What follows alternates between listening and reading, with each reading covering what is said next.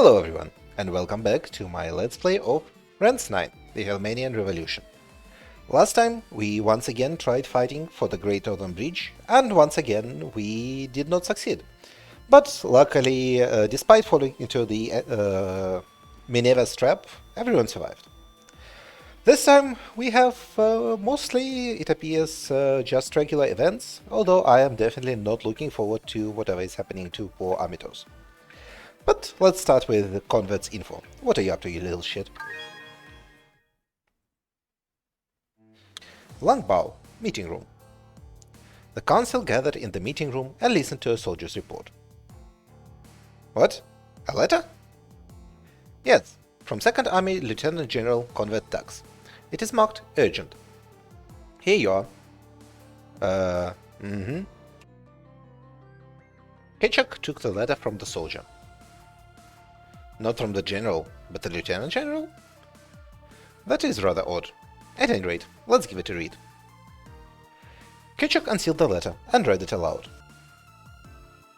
My friends in the council, remember me? I'm Convert Dax. How long's it been? ... What in the world is this letter? Just keep reading. Right. The 2nd Army's been too held up defending the Great Wall of Helmand to crush the rebels like you ordered. Sorry about all that. But now that the problem has been taken care of... I'm sorry.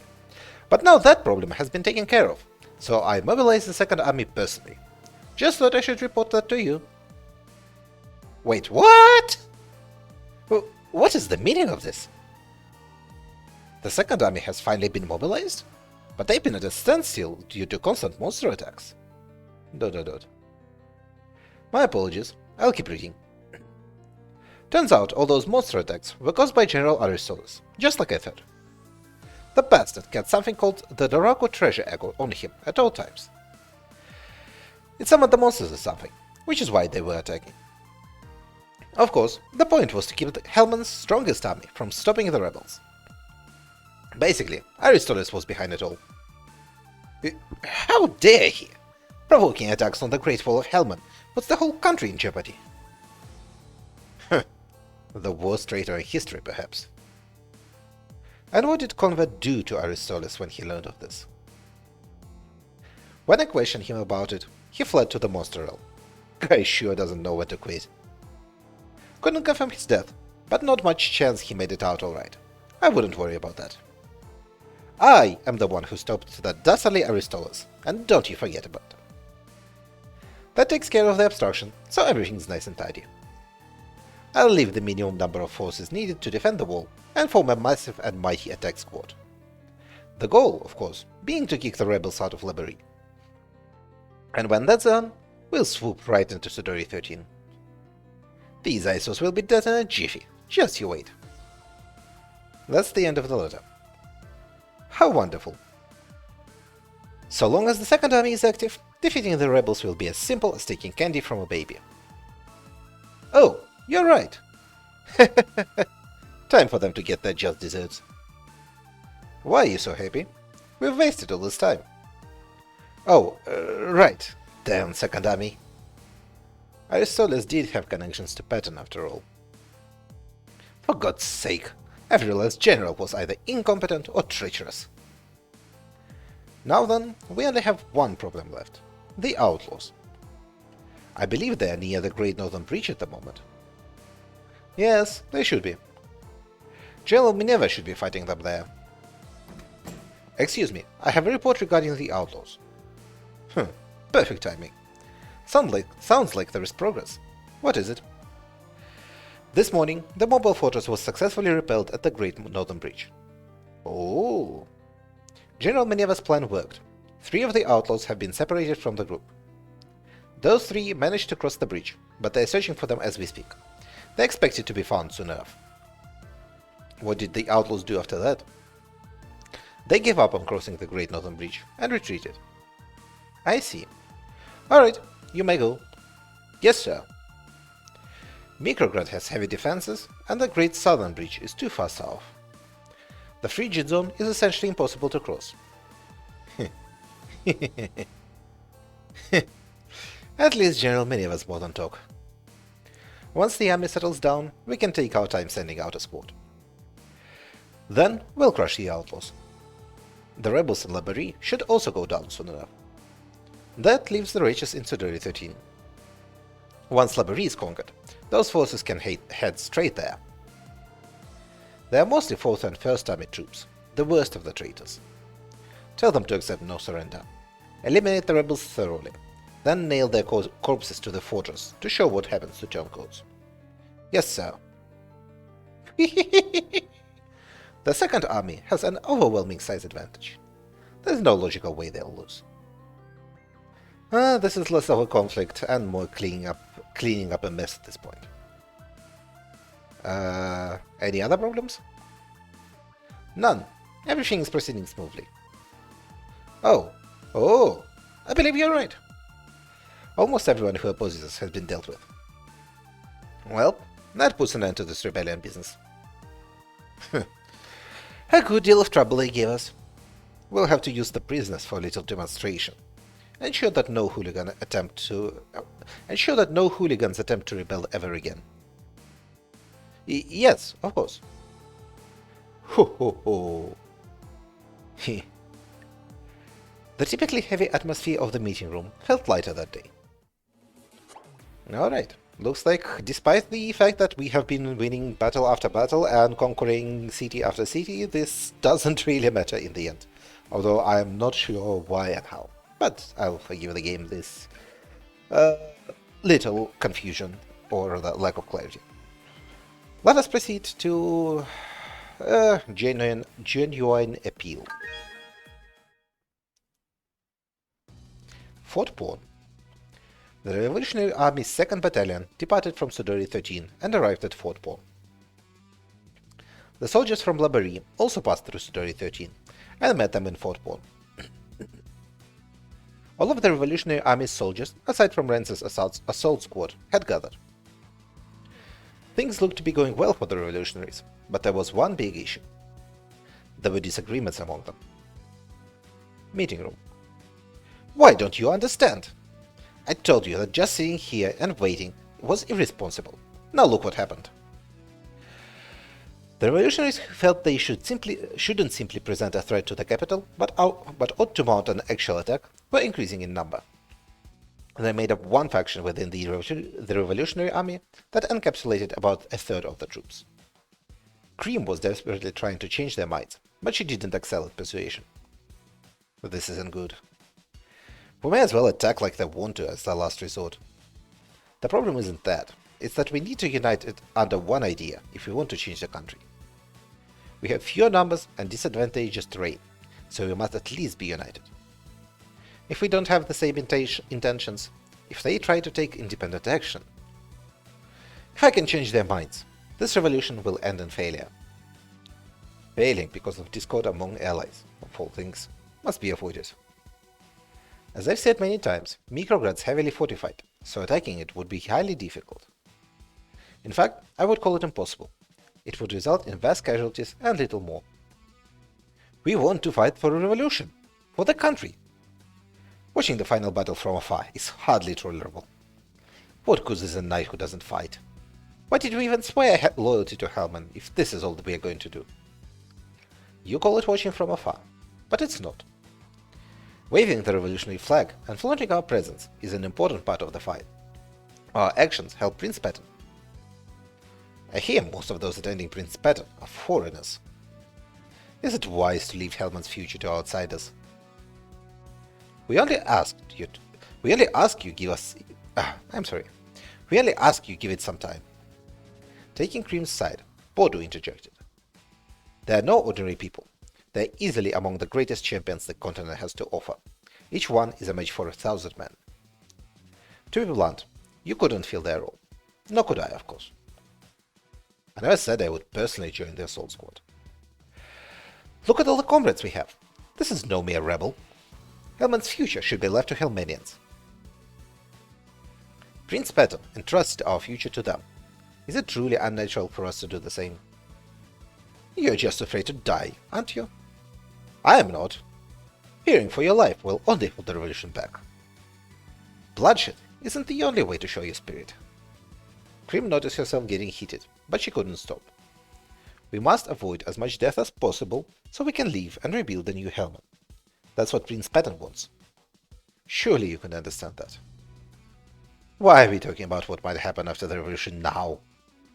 We have to actually make it happen first. Are we going to sit here talking about what would be ideal? What kind of revolution is that? Why, you... Hey. Ah. Hubert stood to the side and silently watched the exchange until he decided to speak up. There is one thing I don't understand. What? Why are you so eager to die? It's not that I want to die.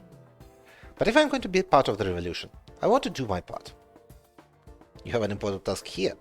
It doesn't matter what that job is, just do the best you can. You're part of the assault squad, Hubert. You don't know what it's like being unable to fight. You insolent. It's alright, I don't mind. Cream glared, but Hubert held up a hand to hold her back. I see. You're right, I wouldn't understand. Hubert. Alright then. Let's switch places.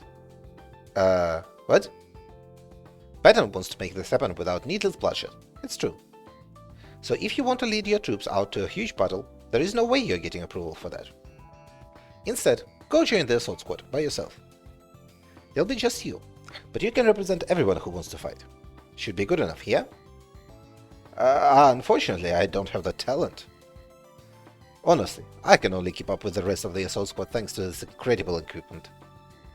I can hand it off to you if you'd like. You and I have about the same build from the look of it. You go protect Patton. I'll be handling non-battle stuff, so you can take over for me. Of course, that doesn't mean I'm giving up the fight. I'll be keeping an eye on the capital. The support team with the assault squad will be done with their duties soon, so I can come down here with them. You have no reservations about leaving the front line? There ain't any unified front line. It's all of Hellman. But hey, I'm a coward, so a passionate guy like you should raise the morale more than me. No, I can't replace you. I know how important you are to Prince Patton. Everyone's important to Patton. That's not what I mean. I'm sure the prince wants more than just strong troops. He wants friends worth risking his life for. And a friend who'd give their life for him in turn. That's the only way to accomplish great things. My apologies.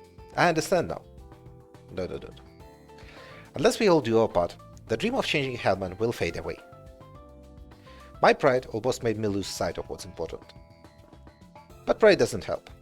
Thank you for helping me realize that. Not really what I was trying to do. I just worry I'm not strong enough every day. You are the leader of the Revolutionary Army's right-hand man. And you would say that to a fresh recruit like me? I appreciate the honest gesture. Cream, Bodo, for my needless demands, I sincerely apologize. It's okay. No need to say sorry. Your zealous heart brings honor to the Knights of Hellman. Be proud. Thank you. Hubert? On our honor as knights, we shall fulfill our mission. Tell that to Prince Patton. Sure, of course. Let's start a new Hellman. Cream saw Hubert off as he returned to the assault squad. Doesn't feel like I did much, but did that help? Yes, I wasn't sure at first, but I was right to ask for assistance. He was the main figure arguing to attack Mikrorad. He convinced everyone else, so I believe we should be okay for now. Thank you for your help, Hubert. Wasn't even trying to do anything, but if that fixed things, I guess that's good. I was asked here to persuade them though. Simple persuasion is something I could likely do better. After all, putting together a logical argument is something I've always been good at. But moving people emotionally is beyond me. The challenge of unifying a group, and my lack of talent for it, has never been as painfully clear as it is now. Oh, knights are mostly pretty stubborn. Getting them to agree is tough. I knew I could count on you. You were a great help. You knew you could count on me? You knew you could count on me? Why? You're General Thomas' son. He had the charisma to unite an army. It's not something everyone has. Charisma? What a joke. Huh? What kind of charisma do I have? People only respect me because I'm friends with Patton. Doubt anyone would listen to me otherwise. Huh? What's so funny? Just between you and me, I don't think anyone views Prince Patton as the most dignified figure. Yeah, you probably shouldn't say that. I expect you'd be more aware of this than anyone. Prince Patton doesn't have followers because he's a prince. His freewheeling attitude is what people love about him. Yeah, you got that right. I haven't been intimidated by him once. If he ever did anything wrong, I'd punch him right in the face. Even when he's the Emperor, I'd still sock him. Cream smiled dryly. We feel the same way. Aside from the punching in the face part, anyway. Prince Patton isn't intimidating. And being his close friend doesn't make you intimidating either, Hubert. ... Your power and influence don't inspire us. Your personalities do. It's like there is no wall between you and us. Well, that's nice to hear. Damn. Guess this is what it's like to be looked up to. Never knew it felt so good. Have confidence. I assure you, I'm not just saying this. I do sincerely wish to fight for you. I could tell Patton for you, but I doubt he'd believe it. I believe Prince Patton is already aware. He is? Yes. That's why he assigned the duty of unifying us to you. That idiot actually thought things through? He was born heir to the throne. I would expect him to know as much. You think a little too much of him, in my opinion. Well, I'm heading back. Take care of things here. Yes, sir. We'll meet again in the capital. Sure, let's do that. I'll be waiting. Alright, and now we are on Amytos Torture. I will pause the scene, recording right here, and show it when it is safe, which might be right away, or might be a bit later. See you in a bit. Yeah, I can show the slight bit of intro, but it's not looking very good. Bashir Matio of the Hellmanian Council returned to his estate in Langbow Castle Town. His many mates lined up at the entrance to bow and greet him. How is she? One mate looked up and responded. I see. Hasn't given in yet, has she? I'll be in the basement. Everyone, stay out. Bashir's servants watched him hobble off in silence. ... Bashir descended into a dark, dry iron and stone room that was coated in blood and semen. In the back of the room, a woman was tied to a cross. And this is where I have to pause the scene, because afterwards it is not looking good. Again, see you in a bit. And we are back. In summary, Bashir is torturing Amytos, but her will is yet unbroken. And also Ketchuk has organized things so that she has been completely unpersoned and her position in the army has been replaced. Well, let us proceed with To the North. I guess we are going to get around the bridge through the north, which has been described as unsurvivable. Perhaps we'll see. The outlaws temporarily returned from the Great Northern Bridge. I'm back. Hey, Kanami, how did it look? Kanami shook her head. I looked all around the bridge, but no sign of them. It would be hard for them to make it back to this side. I assume they are waiting for us. All we can do is get across and meet up with them. Patton better fucking protect Rook. Now, what to do? Hey, Sheila. Yes, Master Rance.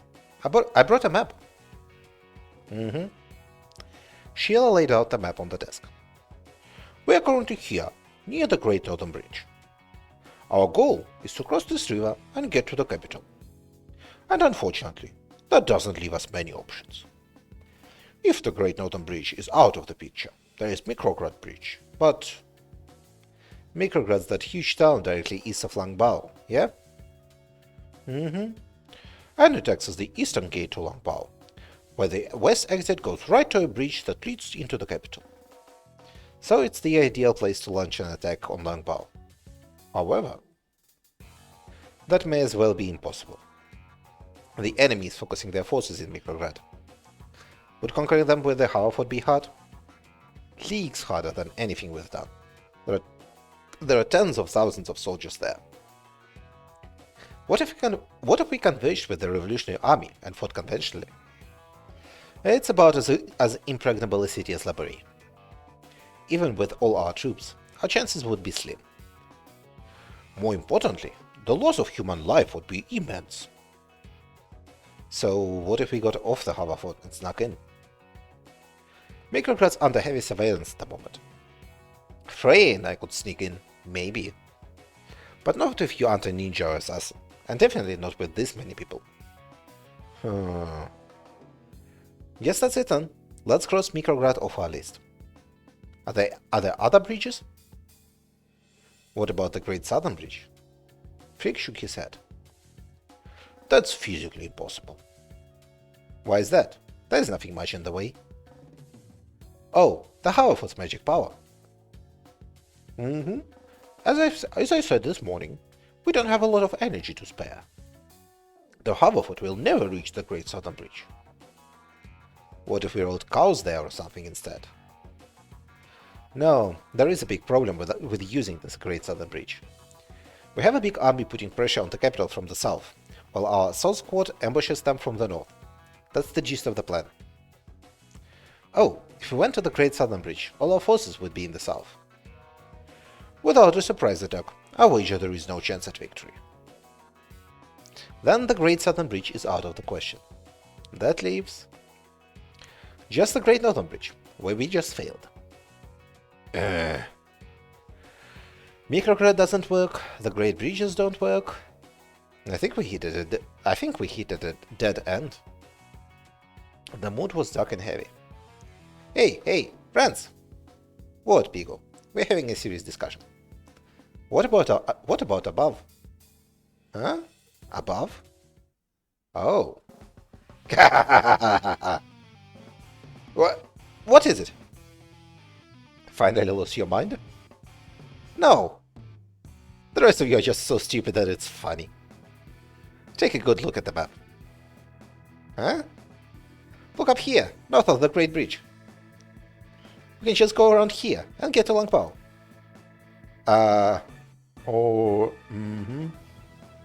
Alright, that settles it.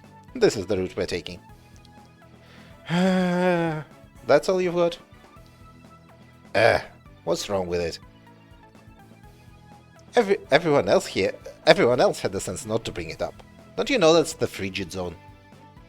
Frigid zone? It's even colder than the rest of Helma. The ice there never melts. So it's just cold. Cold doesn't begin to describe it. Even with proper equipment, crossing the frigid zone is next to impossible. Plus, it's blizzard season right now. I hear even the most experienced adventurers stay away from there. This long river travels under the frigid zone at one point. Meaning if we go north enough, there should be a part of the river we can cross, but I doubt we can make it to the river in the first place. Alright, then how are Langbao's defenses up north? Headman knows how dangerous the frigid zone is. Nobody would ever attack from there, so they don't bother setting up defenses. Rance grinned like a child. Wait, what are you thinking? This is it. It's the only way. A hero like myself lives for the reckless plans. We're going north and crossing through the frigid zone. Then we'll appear out of nowhere from Langbao's north and spook the Helmerian army. That's more than just reckless. Only a loser would say that. What's reckless for others is reasonable enough for me. Don't chicken out. This is the ultimate strategy.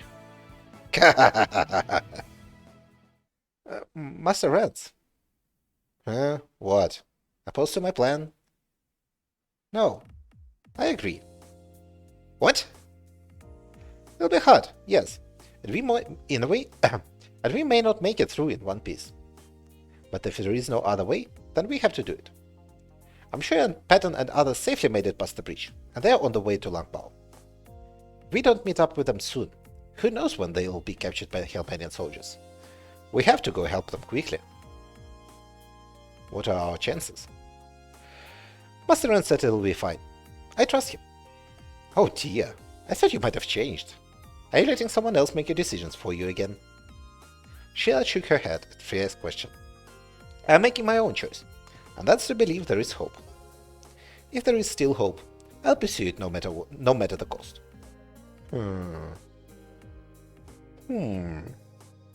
Princess Sheila always seemed to be holding back tears before. She's grown a good deal bolder. ... Hey, old man. Oh, what? I forgot to ask something important. Can the hoverboard cross the snow? And does it have the energy? Oh, that won't be a problem. Much like my body, a little cold won't affect the hoverboard. Its energy should last until we cross the river even. The bigger concern is those of you with organic bodies. ... I prepared something for just such an occasion. Huh? Just then, the entrance to the meeting room opened. Sorry to interrupt. Missy? What is it? Other members of the support team carried something into the room. Mr. Sanada asked us to get these. Cold-resistant clothes. When did you get these? I asked Missy Dono to acquire them shortly after we returned from the Great Northern Bridge. As Sheila Dono points out, there are no other routes, in which case we will have to cross the frozen river. We could die. I walk the path of a samurai. As long as I act on my convictions, I can die without regrets. Anyone else opposed to the idea? Anyone? Nobody objected. That settles it. Shall we prepare then? We are wandering off to our deaths again. Yeah, I love it. Are you joining us, Tilt? Yes, I'm going. I hate the cold. You're staying behind, Alkanese? I'd follow you anywhere, bro. Right. Alright, let's go, guys. It's the only way, I suppose. ... The outlaws rode the hoverboard up to the frigid zone. It's cold. Yep, cold. Not just cold, this kinda hurts. We're still not in the frigid zone, by the way. What? This is worse than expected. No worries. It'll be a breeze. We can do it. Oh yeah, and you're here this time, Missy. Yes, the hoverboard will be going alone from here, so the support team has been disbanded.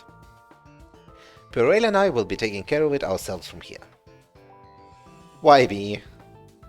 Just cause? If I freeze to death, I'll come back to haunt you. Rance, I'll ask you one last time. You really want to go through with this? Obviously. Get moving. ... Alright, I'll leave with it. Let's go. Wait, someone's approaching from behind. Huh? Enemies or what? No, it's... Hey, wait for me! Better not leave me behind. Hubert! Wow, I forgot all about that guy. Man, Rance, it's chapter, 13 and you're still forgetting that Hubert exists. Just barely made it. I heard from the guys in camp that you headed up here and ran to catch up. Glad you made it in time. Welcome back. Hi, Hugh. Hey. Hubert roughly stroked Pigu's head. Yeah. So, I didn't hear many details. Where's the hoverboard going? Also, what? Looks like some people are missing. Can you split up? Oh, well... Huh? So Hubert, I fear this will enrage you, but please remain calm. Tilt summed up what happened. Patton and some others went missing, and now you're going through the frigid zone. The hell are you people thinking? Tilt was right. You did get mad. No shit! But there is no other way. We just need to get through the frigid zone and meet up with Pet. But, well, you're right. Please, Hubert. We discussed our options, and this is the decision we came to. Can you help us? Sheila bowed deeply to Hubert. But... ... Fine, I got it. Raise your head. Then, I can't say no to you, Empress Sheila. Let's do the impossible, I guess. Thank you. ... It's easy to forget she's the Empress until she does things like that. So what, are we good to go now? Onward to the frigid zone. The outlaws rode the hoverboard into the snowy land. And this will be the end of today's episode, but next time looks like we have quite a few exciting developments. Thank you for watching, I hope to see you again tomorrow, and have a good day. Goodbye.